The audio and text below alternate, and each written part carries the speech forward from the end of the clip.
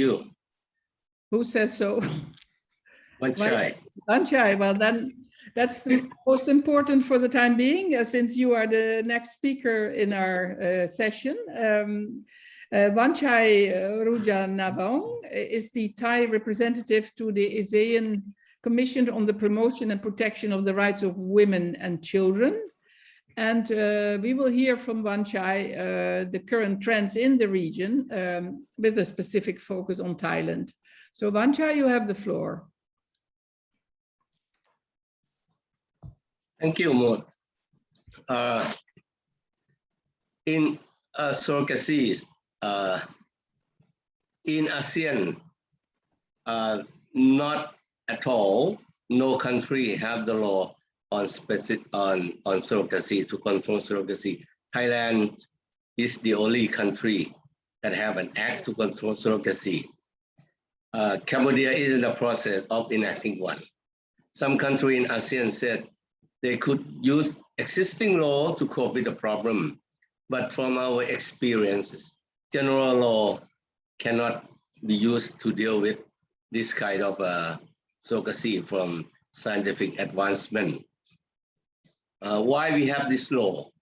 Before 2015, Thailand was one of the destination countries for international surrogacy. Due to in Thailand, we have quite a medical advanced facilities and inexpensive costs. That's an advertising in the internet. One law firm quoted the price for the whole process for surrogacy is for $60,000 US. Then you can have a child. But the expense of $60,000 US. But we felt that we need to have a specific law to control surrogacy because there were 4 problematic cases happened that led to the enactment of the Thai surrogacy law. The first one, more than 10 Vietnamese women were trafficked by a Taiwanese gang to be surrogate mother in Thailand. They produce surrogate children on order from Taiwanese people. They advertise in the Taiwan, and it's about $50,000 US for one child. When the child was born, the surrogate mother, the second case, the first case we arrest all of them and prosecute them using the trafficking law. And the mother and the child were returned to Vietnam. The second case is that when the child was born, the surrogate mother changed her mind when she learned that the intending parents are gay couple, and the surrogate mother want to keep the baby instead of giving the child to the intended parents.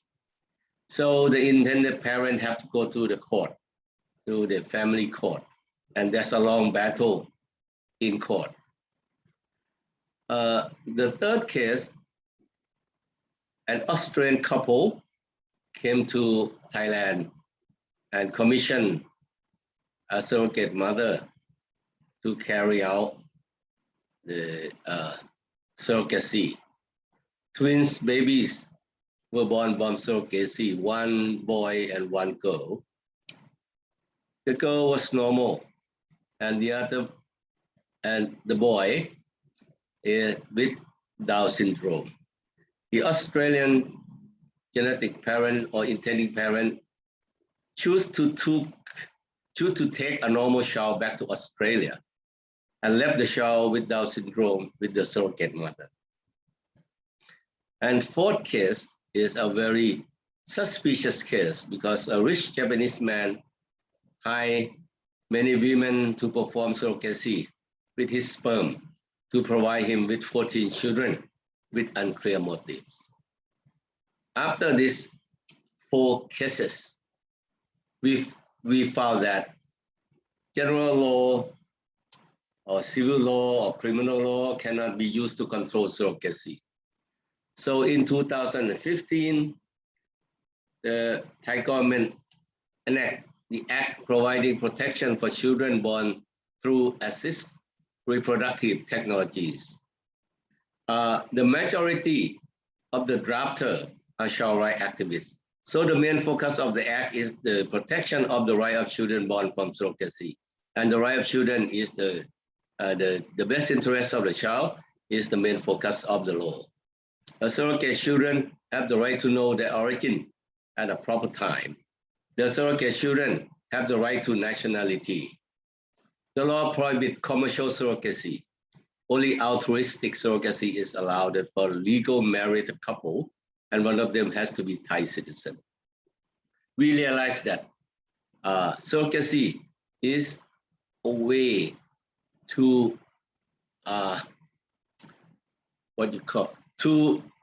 to provide people when they have the instinct to have their child. It is a parental instinct of couple, but some of them cannot get pregnant. So we allowed it altruistic surrogacy, but we prohibit the commercial surrogacy. Performing surrogacy without official permission is illegal. In particular, doctor, hospital, and agent will be punished with the prison term, and their license to perform as doctor might be withdrawn. The government provides standard contract and cost. Why we do that? Because we want to make sure that the cost and the demand for money is not too exaggerate. And at the same time, we want to protect the surrogate mother who are mostly not in a very good position to make a bargain. They should receive proper care and enough money to take care of themselves, and at the same time take care of the child during pregnancy. And this standard contract make sure that the balance between the intending parent and the surrogate mother is fair, in order to protect the surrogate mother and to make sure that it is not commercial surrogacy. Without a specific law, general law is applied with surrogacy. General law cannot properly deal with several complicated dimensions of surrogacy. For example, who is the legal mother of the child? The surrogate mother or the intending parents? The nationality of the child, especially when it is international surrogacy. What nationality the child should be, nationality, Thai nationality, or be the nationality of the intending parents. And the right to know the biological parents, the right to have custodianship, and etc. First of all, the child must not be stateless. Second, the child identity must be protected. However, after several years, we found that the act is quite rigid and not flexible enough to cope with the need and situation of the society, because the law said that those who apply for surrogacy must be a married couple. But in reality, now in society, we have a lot of people who live together without getting married, but they want a child. So, and including same-sex couple. Now we have a very advancing law that we recognize the living together of same-sex partner. We call them the act or life partner, but we are not yet fully recognize them as a married couple. So we are now in the process of amending the law. The second challenge is the law has no extraterritorial jurisdiction. This is very important because even though we can control surrogacy within our territory, but out of our border, they can do surrogacy outside Thailand, and it is not illegal if they commit it outside our jurisdiction. So there's a lot of action going on when they make contact with the Thai women to be a surrogate mother. When they agree, the women will travel out of the country to our neighboring country or to China in order to perform surrogacy and then return and then carry on the pregnancies until they reach the time of delivery. They will go out again to outside Thailand to make delivery, and the child will be sent to the country of the intending parents. So we are thinking now that surrogacy should be the law should provide universal jurisdiction on surrogacy whenever the Thai people, Thai citizen involved, no matter as a surrogate mother or as the intending parents. Many cases where the surrogate mother were Thai citizen hired by Chinese agent were discovered. Why? Because of the COVID-19. They performed surrogacy outside of Thailand, and they came back to Thailand waiting for time for delivery. Once they are going to reach the delivery time, they would go out to China, but because of the COVID-19, they could not go out. So they have to deliver. They have to deliver in Thailand, and they try to smuggle the child out of the country, and we arrested many of them. The Surrogacy Act is in the process of amendment to be more flexible with the social situation, and at the same time to see whether extraterritorial jurisdiction should be added to criminalize surrogacy performed outside Thailand using Thai surrogate mother. I think that we still have a lot of things to learn and a lot of challenge still ahead of us, even though we have the law to control surrogacy. But illegal surrogacy is still going on.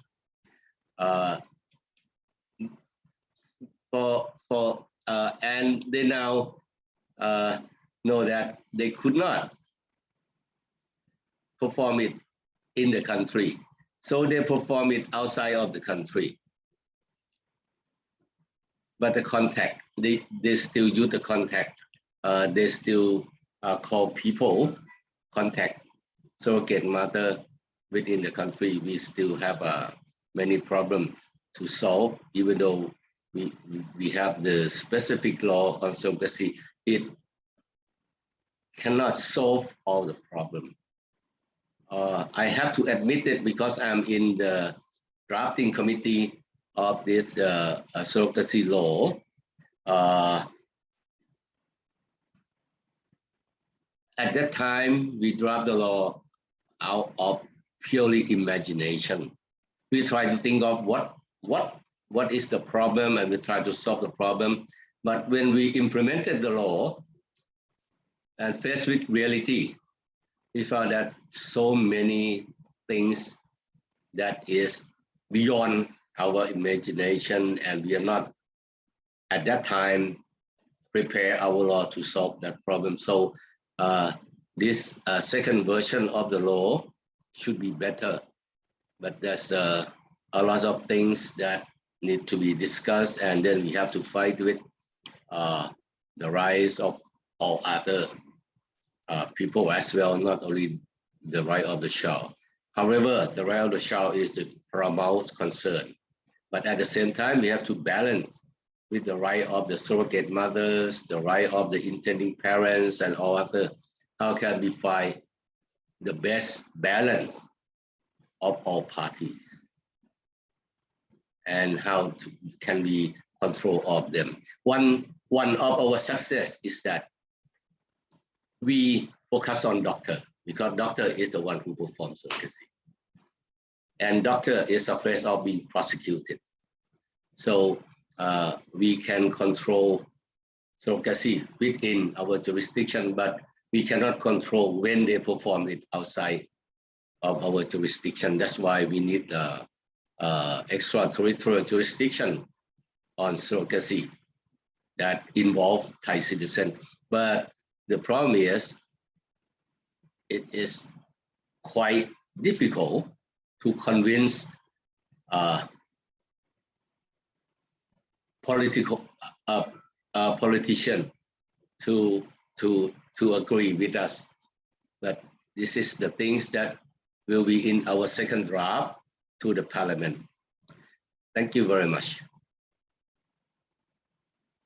Thank you so much, Wanchai, for this fascinating description of the legislation which was enacted in Thailand after these very terrible occurrences of surrogacy, and having pointed out also that the law will have to be changed, because on the basis of your experience in Thailand, the legislator will have discovered that there are shortcomings, in particularly in regard to the jurisdiction when the surrogacy is carried out abroad, and where the law would not apply. But it is a very telling example of a country which has opted for a legislation, whereas at the same time there's realization that not everything can be addressed, because the problems cannot be all anticipated. And I think a debate like the one today we are having, plus the debates which will undoubtedly take place in Parliament in Thailand, are going to be extremely important. So thank you for having informed us of this legislation and the challenges it brings along with it at the same time. And normally I would have now moved to ask the former Chief Justice of the Family Court of Australia to join us, to provide us with some recent case examples. John Pascoe, however, is not able to join us, regretfully. So we will have to do without him, and we will move immediately to Leora Abramowitz, who is from the Ministry of Social Affairs and Services in Israel, the legal department. I think she will be joined also by Dr. Tali Burla, who is a chief social worker. And both very much involved and knowledgeable on how surrogacy is addressed in Israel. And it's of course my honor now to turn to you and ask you to present us what the situation is like in Israel. Thank you. Thank you very much. Do you hear me clearly? Yeah. Okay. Tali and I were asked to speak today and present the Israeli law on domestic surrogacy, and I'm putting pointing out that we are only talking now about domestic surrogacy as opposed to international surrogacy, which we also deal with, but it is not as part of our legislation. The Israeli surrogacy law, domestic surrogacy law, was enacted in 1996. I will give a quick presentation of the law and how surrogacy works in Israel. I'll point out the main highlights of the law, and we will discuss it by stages. And at the end of each presentation of the stage, Tali will join in and give us examples from her clinical experience and from the ground, because Tali is the chief social worker appointed by the Israeli surrogacy law. I want to point out that the law originally was implemented and not changed for over 20 years. And its original goal was to provide surrogacy services for a specific group, a small group of medically challenged families that were not able to carry a pregnancy. We're talking about small numbers of surrogacy in Israel. We're talking not more than 80 cases a year. Tali will talk a little bit about the screening that is done. And it is important for me to say that knowing all the complications and the different views about surrogacy, the law is very, very specific, there are a lot of safeguards so that the use of surrogacy is used only in the cases that it is necessary. Since then, there have been a few changes. The Supreme Court have given decisions which have brought in more intended types of intended parents that can use surrogacy, but the process still is the same. Now, I want to emphasize that the law imposes restrictions and safeguards, goal to protect the rights of all the parties involved. The restrictions include who can take part in a surrogacy agreement. There are medical, psychological, and social conditions that must be met. And an important part of the law is that there must be a genetic link between at least one of the intended parents and the child. Now, this is an important aspect when we talk about child identity and the right of child to identity. Once there's a genetic link with one of the parents, then there's built in an identity that the child is linked to, and he's being raised by one of his parents, at least one. They could be both. So as far as the children's right to identity, I think that this is a very important part of our law. The law has an emphasis on the connection and relationship between the intended parents and the surrogate mother. It puts an emphasis on consensual agreement, the compatibility and suitability of all the sides to the process. There is a pre-surrogacy assessment and authorization of the surrogacy agreement by a multidisciplinary committee appointed by the Minister of Health. Soon we will go into all the stages, but there's regulation and supervision of every stage of the process, including involvement of social workers appointed by law. And that is one of the aspects, and that's what Tali will speak about, how the social workers are able to give the process the right direction. And if anything comes up that can make the process fall through, the social workers are there to help out. And finally, there's court supervision and judicial review at the end of after the child is born, and the parental order granted to both intended parents. An important part is, again, the pre-surrogacy assessment, and then during the pregnancy, and then the court supervision and parental order at the end of the process. We can move on to the next slide. As I mentioned, there's a committee that approves the surrogacy agreement. The surrogate mother and the intended parents know each other. They've met each other before. They've chosen each other, and they've been matched to do this process together. And both of them, both the surrogate mother and the intended parents, are supposed to provide the committee with the agreement that they've come to, with expert medical opinions, expert psychological evaluations about their ability to go through the process. The surrogate mother has separate legal representation. They are all sides are heard by the committee, and they are directly evaluated, and the committee hears them and gives his opinion, its opinion about the potential agreement. I would like to ask at this point from Tali to give a few examples of cases that were not authorized by the committee to show some of the screening that is done. Tali?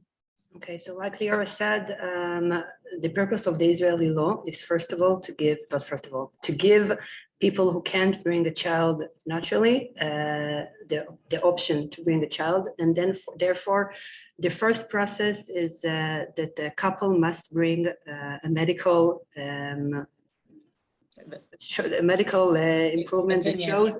Thank you. Sorry, my English isn't that good. That shows that there is a real condition that the woman can't be pregnant, or that being pregnant gonna be very dangerous to her life. Every year there's something like 3,000 applications given to the committee, and only something like 100 are approved. Most cases, the committee has doctors that look at the things the woman brought, the family brought, and in a lot of cases they say, no, you need to try to do this, or you need to do another attempt, or you need to use donation of sperm or whatever. Most cases are not approved. After a case is approved, the couple are going to find a surrogate mother. They can do it on their own for people they know, or by Facebook or whatever, and they can use Leora, help me here, a company, agency that works in the field. Like she said, like Leora said, the surrogate mother and the parents choose each other. They both need to feel that this is right for them. The example I wanted to give is about a unique thing we had recently. A couple got the approval to do surrogacy. They found a surrogate mother. They signed the agreement. They were up to start every minute. And then we got a call from a civil court telling us that surrogate mother is in a bankruptcy procedure.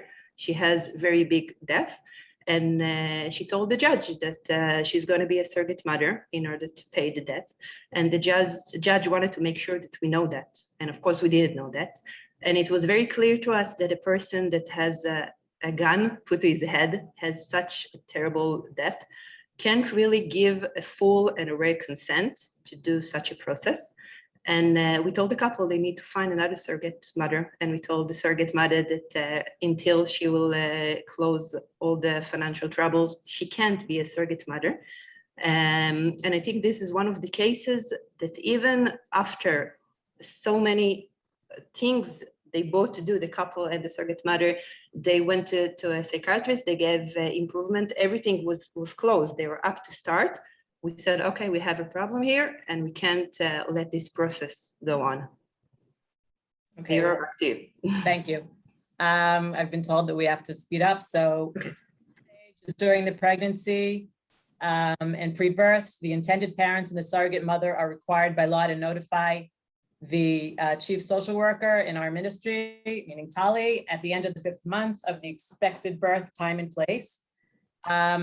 After receiving the notice, the social worker by law meets with the surrogate mother. Tali has 30 social workers under her that will meet with the intended parents and the surrogate mother to evaluate their needs and their relationship. And they provide assistance in planning the birth and building a birth program, how much the intended parents will be involved in the birth, about the separation of the child, of the surrogate from the baby, and continued connection after the birth. I saw that somebody asked in the chat, we can send you a copy of our law, no problem. We have it translated to English. During the pregnancy, they are required to notify, and we can move on to stage 3. No, excuse me. If there are any issues that arise during the pregnancy period, any kind of problems between the surrogate mother and the intended parents, and they need some kind of professional treatment, they will be helped by the social worker.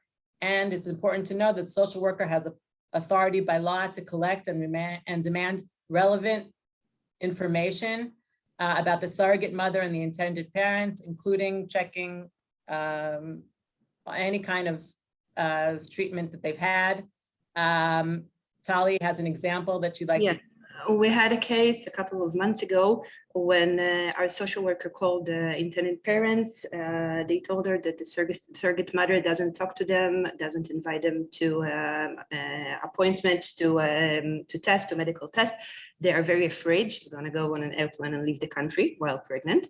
A social worker, after talking to me, called the surrogate mother, and she told her that the parents keep calling her like 1,000 times a day, getting to her life, asking about every step she makes. And in some point, because she feels so terrible about them, she was very scared that she's gonna hate the baby. And she realized that she must convince herself that the baby is her own in order so the pregnancy won't be harmed and the child won't be harmed. And of course, it was clear that this is the case. We need to do some serious work. The social worker continued to work with the surrogate mother. We had another social work to work with the parents, the intended parents. We made a plan for the rest of the pregnancy, how many times they can talk by phone, which medical example they can come, which not. Everything was very, very, very clear. Then we made a plan about the birth, how it's going to be, who's going to be in while the birth is happening, how the surrogate mother going to say goodbye to the child. At birth, our social worker was there. The other social worker was by phone with the intended parents. The hospital as well was aware of that. He gave his own social work. And after giving birth, the surrogate mother said she never wanted the child. She convinced herself only to help him and to finish the pregnancy in a good way. And she signed and said goodbye to the child, and that was it. Okay, that brings us to stage 3, after birth. By law, the intended parents and the surrogate must notify the social worker no later than 24 hours after the birth. And the social worker has a very important role after the birth. She is in the hospital setting. She's the only person authorized, and she must be present at the transfer of the baby from the surrogate to the intended parents. She hears this, meets with the surrogate, hears the consent, and is present at the transfer. At this point, by law, the social worker is appointed as a temporary guardian of the child, and only she has the authority to give permission for any medical or treatments or otherwise until a parental order is given by the family court. The intended parents are required by law to file a parental order request within 7 days of the birth. If they do not do that, the state will file the request. We have never had a case like that. And then before the court, now at this point, Tali has an example of the importance.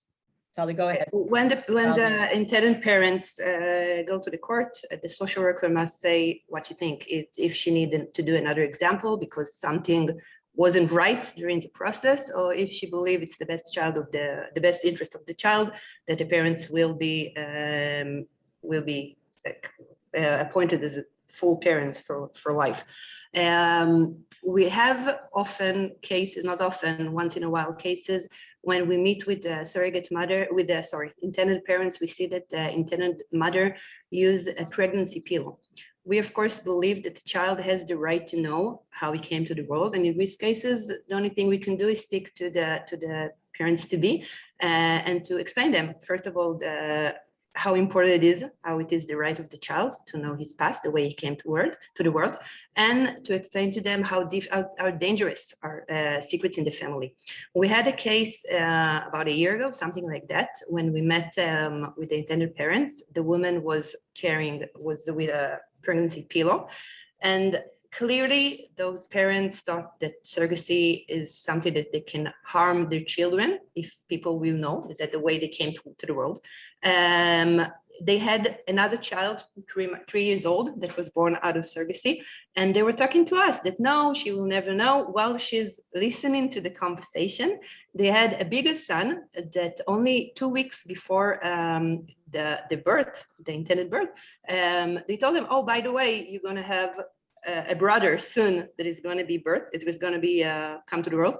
And it was very, very clear to us that the secret over there is going to be not good for the children, that this is very, very, it's harmed the rights, and it's going to be very, very bad for them.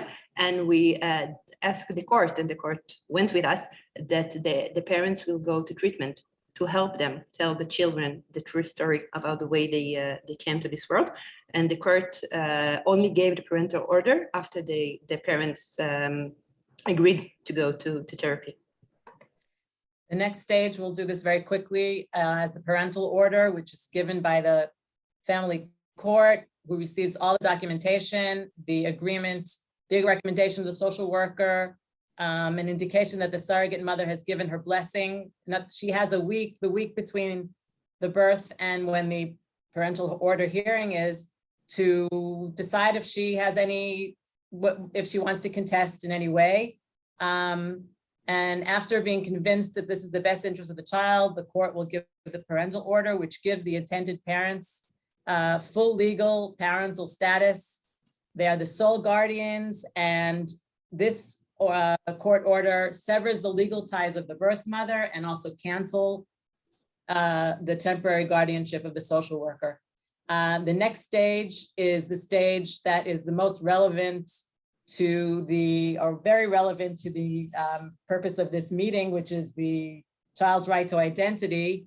By law in Israel, there is a state central registry, which is required to, we have 2 minutes. All parental orders are registered in this registry, which is run by the Justice Ministry. And it includes the parental order, the date, the family court, and the case number, and the details and identity of the surrogate mother. And at the age of 18, just like adopted children in Israel, the child has the right to access these details in the registry. And like an adoption, it is subject to the discretion of the social worker how and when to expose the child to this information. Tali, quickly about the practice, which we don't really have yet. Yeah, we don't have really practice. We never had a case when a child came. Most cases, the surrogate mother and the parents, the intended parents, know each other. They always know each other, but to make some kind of contact and the child know who's the surrogate mother. But it's very important to say, every social worker to the law of surrogacy is a social worker to the adoption law as well. So we have a lot of experience in how to open a case and how to give the child the story of his life, the narrative and everything. I believe in someday we're going to have a case that the child will come, maybe in the case when the woman put a pregnancy pillow, but until today we never had the case like that. Are there any questions now, later?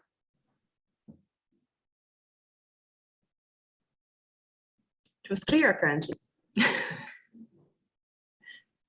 No, perhaps the questions will have to come later, because we have we don't have that much time. But thank you very much for this presentation of how surrogacy works in Israel, and the importance of the involvement of the social worker at the various stages, pre-pregnancy, pregnancy, and post-birth, and up till the parental order.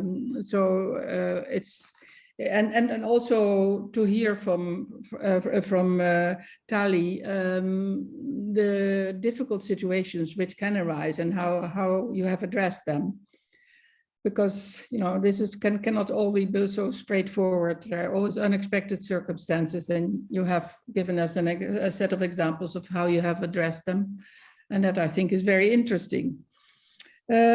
So I would like to move to our next speaker, Professor David Smolin, who is Professor of Constitutional Law at Stanford University in the US, but more importantly in this context, I think Director of the Center for Children Law and Ethics at the Cumberland School of Law, and we can consider him as a great expert on child rights issues, and in particular on the situation rising for children born through surrogacy. So, David, you have the floor. Thank you so much, Maud. So good to see you. I'm very honored to be part of this. Thank you all who helped put it together. Thank you for the comments, which I've been very carefully monitoring. Realistically, what we have in the world today is a global marketplace in children and in children's identity. Some of that marketplace is above the ground, legalized, legitimized. Some of that marketplace is underneath, secret. And there is interaction between the legal and the illegal aspects of this. But of course, to speak of a legal market in children is extremely troubling. But that is what we have. I want to begin with the Convention on the Rights of the Child, Article 35. State parties shall take all appropriate national, bilateral, and multilateral measures to prevent the abduction of, the sale of, or traffic in children for any purpose or in any form. And I think this certainly encompasses assisted reproductive technology, certainly encompasses surrogacy, certainly encompasses adoption. And so we see that the obligation of state parties, which is every country in the world except for my own, the United States, is not to be facilitating the sale, but in fact, to take all appropriate measures to prevent. And yet we have the facilitation. When it comes to an international definition of sale of children, we know easily we can turn to the optional protocol on sale of children, which very simply states that the sale of children is transfer of a child for remuneration or any other consideration. Now, when we break down this definition, we see we have three elements. Number one, transfer of a child. Number two, for a quid pro quo exchange, as we call it. And then third, remuneration or any other consideration. So I'll call this transfer, for, and payment, or transfer, exchange, and payment. As a matter of definition, commercial surrogacy involves payment, so that we clearly have. Now, I deal with a very different political situation in the United States than some of the commentators have named. Any criticism of even explicitly contractual commercial surrogacy in the US, in my experience, as someone who's tried to bring that criticism, is not well received. It's hard to get much traction here. But I've tried to consistently make the argument that, in fact, many of the laws that we have here in the United States amount to contractual commercial surrogacy. I've had trouble making my international colleagues understand this because the notion of contracting for a child seems aberrant to most. And yet that is precisely what we have, beginning with the 1993 case of Johnson v. Calvert from the California Supreme Court, which is sort of the foundational legal document for this contractual approach to surrogacy. In Johnson v. Calvert, you had what they call a gestational surrogate mother, one who was genetically unrelated to the child, who during pregnancy decided she wanted to keep the child in a legal contest for custody with two genetically related intending parents. In that context, what the California Supreme Court did was to rule against the gestational surrogate mother, who I would consider the natural mother, despite the lack of a genetic link, ruled against her and ruled that the quote unquote natural mother were the gamete donors. In that context, what the California Supreme Court said is that we have here two mothers that each have a claim to the child, one genetic, the other gestational, and the tiebreaker is the intention of the parties as represented by the contract.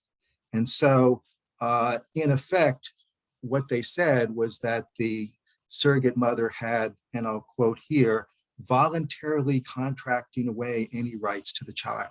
They specifically used the term contracting away.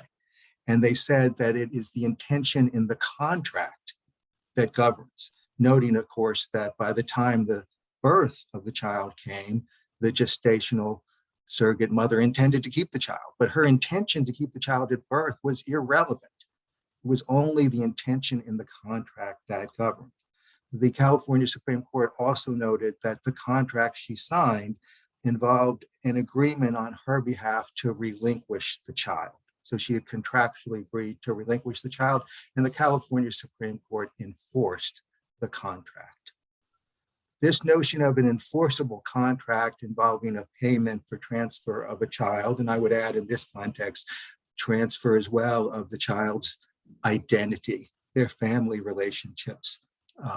All of this was legitimized in the Johnson v. Calvert case.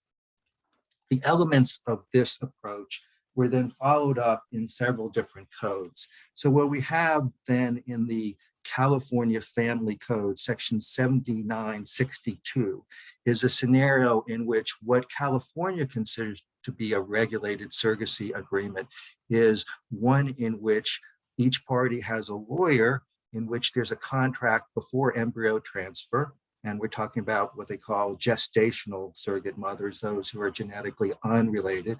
We do IVF, we do embryo transfer. And in that context, the purpose of the legislation is to give the judge no choice. So it's not as though the judge is going to review based on some kinds of best interest of the standard review who should be. But in fact, the particular language says that they shall, the court shall in several places award parentage to the intending parents and shall not to the surrogate mother, who's called a gestational carrier. The court has no choice. And the court has no choice in a context in which there is never a best interest of the child review, neither before the surrogacy arrangement, nor after the surrogacy arrangement, nor after pregnancy, nor after birth. There is no time at which there is a best interest of the child determination. There is no time at which there is a suitability review of the intending parents. There's no time at which there is a criminal background check required by the court. There's no time at which there is a child abuse registry requirement of the court. None of these safeguards are in place, and the court has no choice. And in fact, as California cases have proceeded, where there have been attempts to introduce best interest of the child information, the California courts have taken the position that that is irrelevant information. We see this going beyond California in an act called the Uniform Parentage Act, which, while it's not the law in and of itself, represents theoretically the best legal minds in the United States on the issue of parent-child relationships.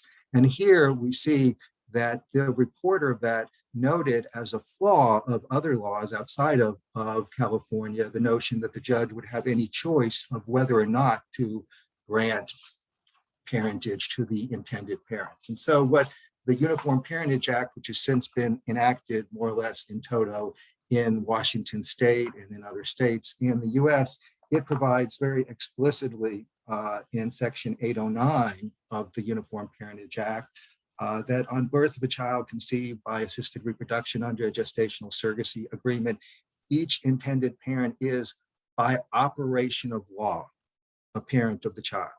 It's not even a matter of the court decreeing it. It's by operation of the law. If you've done what you needed to do. And what is it that you needed to do? Again, no best interest of the child review at any point in time, no suitability review, no limitation on the money that can be paid. Again, what you've done is each party had a lawyer and they signed an agreement. If there's any doubt as to what these agreements intend, these sample contracts that are put on the internet here in the United States, and I'm going to give you several. One is from LexisNexis, which is sort of a standard legal search engine. The others will be from surrogacy websites, pro-surrogacy websites, providing models of what they should say, repeat the language from Johnson v. Calvert. So in the contract, the surrogate mother basically states that she shall relinquish all parental rights and duties with respect to the child. This is a commitment that she makes in the typical contract. And in fact, she also agrees to hand over the child physically in all of these contracts. So I'll give you an example of another language beyond the relinquishment of them. Quote, embryo carrier will relinquish physical custody of the child to genetic parents upon birth. Embryo carrier and genetic parents will cooperate in all proceedings for adoption of the child by genetic parents. And to make it as clear as possible as this is parentage by contract, one of the model contracts, this is from allaboutsurrogacy.com, sample contract, gestational surrogate, says that the surrogate and surrogate's husband represent that they believe the children conceived pursuant to this agreement are morally and contractually that of the genetic father and intended mother, morally and contractually, okay? And in fact, they then define as a breach of the contract any attempt to make a claim to the child, okay? I mention all this by matter of contract because when we go back to the 3 elements of sale of children, what we find is that there are several arguments that are made that the kind of arrangement I'm talking about is not a sale. One argument that is made is that there is no transfer of a child, that in essence, the child always belongs to the intending parents, even when they're being carried within the womb of the surrogate mother, who I consider the real mother. I don't like the term, but I'll use it in any event. And in that context, the law and the contracts actually acknowledge that de facto and by law, until and unless she contracts away her rights, even an unrelated woman carrying a child is the mother. So the thing that makes her not a mother is the contract.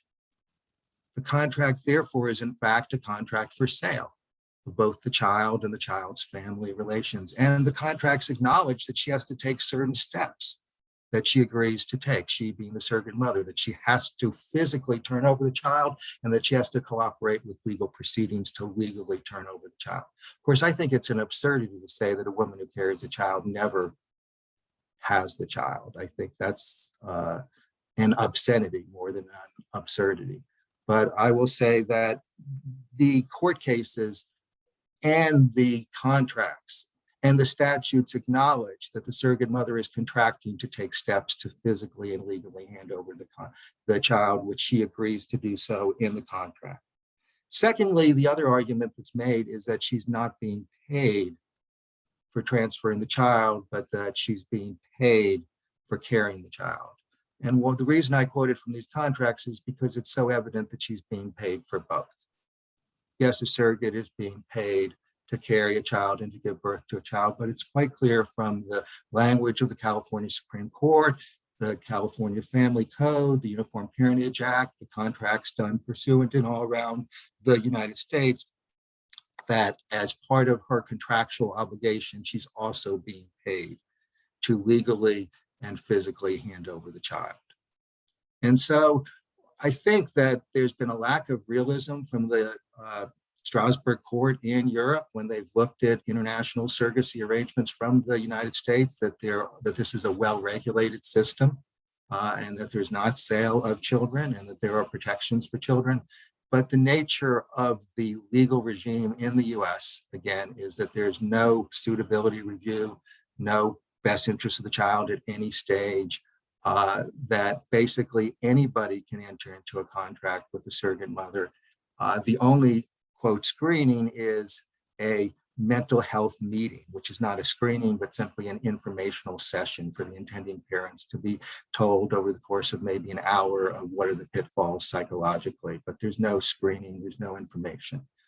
Now, I know not all states that do commercial surrogacy have laws exactly like the United States, but one thing that's important to be realistic is that we do have a global marketplace. About half of California's caseload for these surrogacy agencies comes from other countries, and they come from people who are evading their own country's laws. And of course, that is the pattern in many different commercial surrogacy centers. I think we've seen a pattern in countries, and we heard the wonderful presentation about Thai law. We know the struggles for Cambodia to deal with it. We know the struggles from India. We know the struggles from parts of Mexico. So we've seen this global marketplace flush with cash, eager for places to, I would say, commercially harvest children, go into vulnerable countries, pick upon vulnerable women with intermediaries, with agents, and profit immensely. And then we've seen, as we saw the very good, again, presentation about Thailand, we've seen those states struggle to deal with the weight of this global marketplace coming to them, okay? there's really three tiers to this global marketplace. There's the developing country tier, where the marketplace goes from developing country to developing country looking for vulnerabilities. And then those developing countries, as there are scandals, as we heard about the Thai scandals, react and try to close off, try to regulate, try to contain. India's tried to do that, Thailand, Cambodia, and then they struggle with people going across the border, as we already heard, for this or that element. Then there's sort of the midline, which is essentially Ukraine, Russia, which are the Eastern European countries that have chosen to be part of this global marketplace to various degrees. And in some of those countries, the mother may be the legal mother at birth. That is, the surrogate mother is the mother at birth. In the Ukraine, she's not, as I understand, but I think in Russia, she has been. Okay, so there may be more protections than in the US. But again, in the context of an international surrogacy, the ability to actually review who is this person coming to the Ukraine, from Europe, what is their background, what are the criminal laws they may have violated, the ability to do that is very, very limited, okay? And so that's the middle market. And then there's the US, which is the upper end of the market, the high cost market, which basically tells intending parents, you pay more, but you get more. You get more control, you get more certainty because our laws are in your favor. I think one of the ironies of this global marketplace is that it posits itself as a progressive family policy that is helping different sorts of families form. But in fact, it has the crudest of all simplistic views of family. No matter, even though gametes are being born, even though gametes are being purchased, even though the surrogacy services are being purchased, nonetheless, the purpose of the laws in the US is to present on the birth certificate and through the court system a very simple two-parent family that totally excludes any acknowledgement of the roles played by gamete donors and the roles played by the surrogate mother, and hides them from the child as a matter of the child's identity. So the US scheme in California and under the Uniform Parentage Act is that there is no, as there was in adoption, original birth certificate to be found. There's only one birth certificate and it only has the names of the intending parents on it, and the woman who gave birth is ironically not on the birth certificate. So that's not available to be found. In the US, there's no protection as to gamete donors. There's a marketplace, but there's no protection as to the child being able to trace who those folks are. I mean, I was asked to be involved in one case where using 23andMe, that kind of search your DNA, a medical clinic sued a donor-conceived child and their donor-conceived child's family for trying to find out who the donor was. Like that would be a wrong that they would use 23andMe. Fortunately, the court did dismiss that effort, but that's kind of the attitudes that we face here, is this bearing. Realistically then, and I don't know how my time is, please let me know, Maud, but realistically then the question is, what do we do about this global marketplace? Now, again, there are certain, I'm one of the drafters of the Verona principles. We heard from a lot of people. I think that they bend the curve in the world that I work in a better direction. They're not perfect, but in general, what those principles did is say, it's sale of children unless you do A, B, C, D, and E. And realistically, there may be only one country in the world that has commercial surrogacy, maybe two, that does the A, B, C, D, and E that we said would make it not sale. So what we have realistically is, even by what some I know here consider the very watered down standards of the Verona principles, but I'm still quite proud to have worked with my colleagues here on them.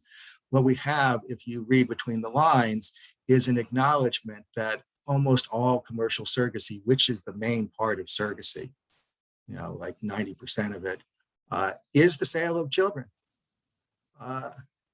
The message, therefore, is that we have to respond to it for what it is, which is, a global marketplace in children. And that needs to be our starting place as we look at what our responses should be. Yes, there are children born within that context. And yes, we have to deal with their rights as children born.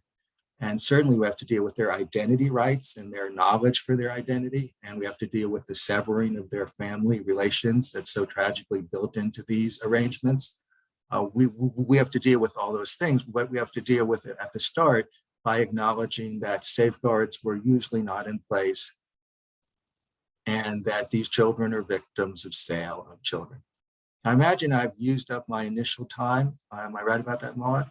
So I will stop there and I'm ready for questions or there may not be time for that as well, but I'll just make that statement and see where we go from here. Thank you very much, David. Yeah, unfortunately, the time is very limited, but in a way, there is an ongoing discussion already on it in the chat box, in the question and answers, and so different points of views and questions are being raised.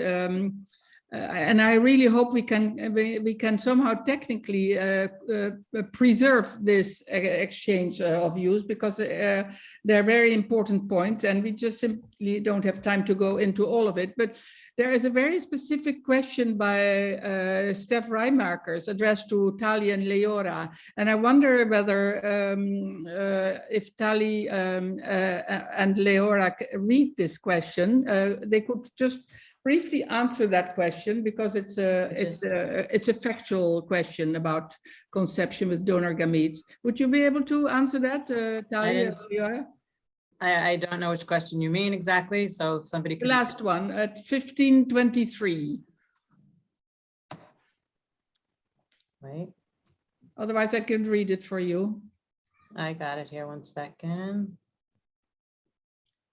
1523. While you're trying to find the question. So tell me what it is. I can't find it. Okay. All right. Yeah. So the question reads as follows. Is conception with donor gametes allowed? Is this information mentioned on the birth certificates? And the second question is, do you do a follow-up later on in life on surrogacy-born children, their welfare? And if so, have you data on the follow-up? Yes. So donor, Tali, did you? Yeah, I heard the question. Yeah, okay. I heard it. It's okay. Donation of gametes is allowed. As I said, there has to be a genetic link with at least one of the intended parents. The other parent can have a genetic link or not, or there'll be a donation.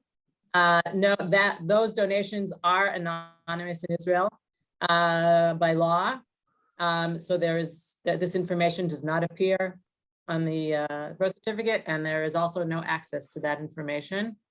That's the answer to that, the factual answer. And Tali, follow up on surrogacy, children born from surrogacy. Do we have any? No, we don't have a follow-up. There are cases like the case I mentioned before with the pregnancy pillow, in which we have some doubts about the ability of the parents, and then we ask for a couple of months in order to check what's going on, and only then give the parental order. But we don't check up. In the middle, they have a court order. They are parents like any other parent. There was thinking about doing a research about Israeli children born through surrogacy, but unfortunately, it's yet to happen. So we don't know.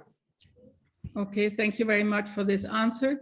And let me also thank David very much for the way he has described the system, the legal regime in the United States, referring to this issue as a global marketplace globally. But obviously, when it comes to the legislation in a number of American states, where the whole matter is regulated on the basis of a contract, which is absolutely final, where there's no possibility for any changes of views and in terms of change of mind of the surrogate mother, because that would be a breach of contract. And the arguments which are being used to justify that system, I think David has shown us very clearly that these arguments are simply not solid, and they're basically bad faith, although he didn't use that term. For the, I think David made it also very clear that when we can qualify this as commercial surrogacy, which has to do obviously with payment, and a lot of comments in the chat have had to do with the fact that there is a remuneration, which is not just reimbursement for medical costs, but goes quite beyond that. That when it comes to commercial surrogacy, we are talking about sale of children, which is prohibited by the optional protocol. And I can say that I can fully share his point of view. I've expressed that also very clearly in my report. So that should perhaps reassure some of the people who have commented on the lack of willingness of the panelists to condemn the sale of children when it occurs. We really do, and certainly I do. And then when it comes to identity, yeah, I mean, this, and I use this opportunity now to try to draw some conclusions, and they're very, by their very nature, very global. I'm afraid we can't go into details, but, and I think it's also important to point out from the outset that it was not the purpose of this seminar to agree on whether the practice should be accepted or prohibited. The purpose was to find some common ground on the right to identity. Yesterday, we found that the right to identity, and particular access to this information on origins, was about the state's duty to protect, to preserve, and to make this available.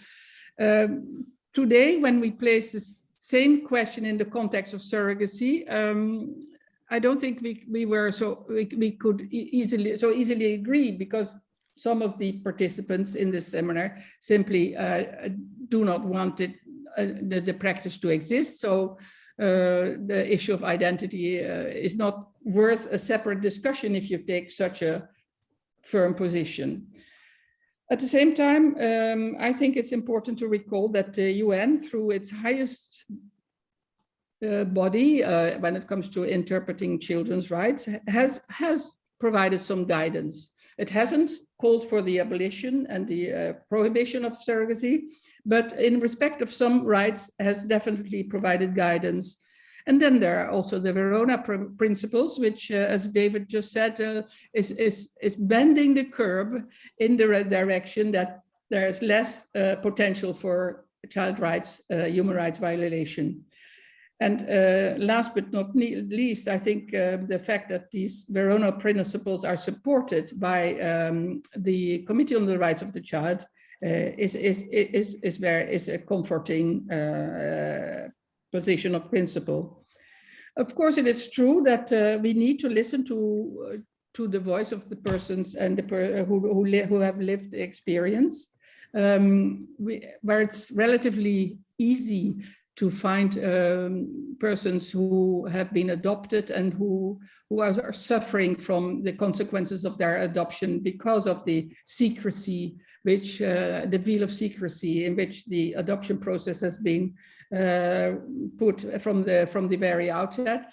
It's not so easy to find and to accede to children who have been born through this practice. But I think we need to continue to try to meet them and to acknowledge their pain, which is real. So while there's no agreement on surrogacy as a practice, we can, I think, agree that no child, including their identity, should be sold. So it's not about just sale of children, it's about sale of identity, and that should be prohibited. It is prohibited by the international legal text.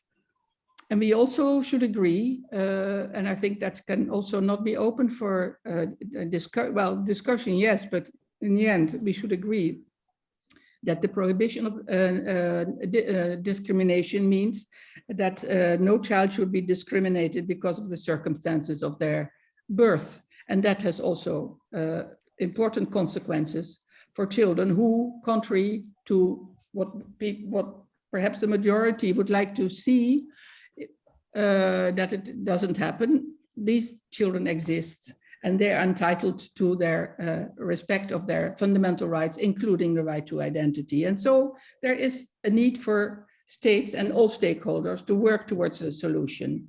And I also hope, as I hinted at in the beginning, that the work on the protection of the rights of others involved in this process, including the birth mother, the surrogate, including that of the intending parents, should be all viewed through the lens of human rights, and where necessary, be placed on balance, knowing that the best interest of the child should be the paramount consideration, as we have heard so clearly stated by Nigel Cantwell. So we can all agree to do our part, to do our work, to protect children and protect fully their identities. This discussion is not over, but I'm very grateful for those who have contributed in this discussion. And we will obviously present some kind of conclusion, some summary of this debate, where the presentations will be put on our website. And as I said, we will try to seek to preserve the exchanges which are in the chat box, but I really don't know whether that's technically possible, because I think that's also very important for people to be reminded of, that there are so many different views. It's not an issue on which we can have easily agreed, except for the two issues which I've just mentioned. So, having said that, I want to thank everybody for their contribution, for having spent so much time and energy with us on such an important topic. And Chip will continue to delve into these matters with the help of your expertise and your concern for the well-being and the best interest of every child in this world. Thank you very much. Thank you.